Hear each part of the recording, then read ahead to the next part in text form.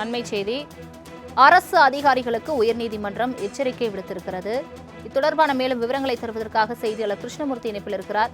கிருஷ்ணமூர்த்தி வணக்கம். அரசு அதிகாரிகளுக்கு உயர்நீதிமன்றம் எச்சரிக்கை விடுத்திருக்கிறது. தொடர்பான முழு விவரங்களை சொல்லுங்க. வணக்கம்.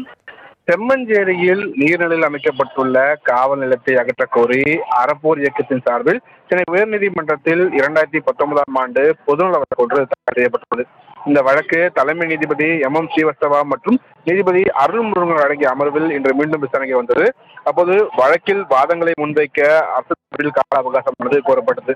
இதற்கு கடும் அதிருப்தி தெரிவித்த தலைமை நீதிபதி அமர்வு 61 ஹெக்டேர் பரப்பு நீர்நிலை இப்போது பெருமளவில் சுருங்கிவிட்டதாகவும், வருவாய்த்துறை ஆவணங்களில் நீர்நிலை என குறிப்பிட்டுள்ள செம்மஞ்சேரி தாமரைக்கணி ஏரியை மேய்க்கால் சாலை என வகை மாற்றம் செய்யப்பட்டுள்ளதாகவும் தெரிவித்திருக்கிறார்கள்.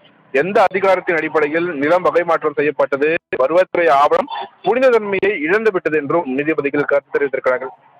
மேலும் காவல் நிலையம் மட்டுமல்ல, இந்த நீர்நிலையில் பல கட்டடங்கள் கட்டப்பட்டுள்ளன, அவை அனைத்துமே அகற்ற உத்தரவிடப்படும் எனவும் எச்சரித்த நீதிபதிகள் நீர்நிலையை வகை மாற்றம் செய்த விவகாரத்தில் தொடர்புடைய அதிகாரிகள் மீதும் நடவடிக்கை எடுக்க உத்தரவிடப்படும் எனவும் எச்சரித்து இந்த வழக்கின் விசாரணையை ஜனவரி 27ஆம் தேதிக்கு தள்ளி வைத்திருக்கிறார்கள். சலோமி. தங்களின் முழு விவரங்களுக்கு நன்றி கிருஷ்ணமூர்த்தி.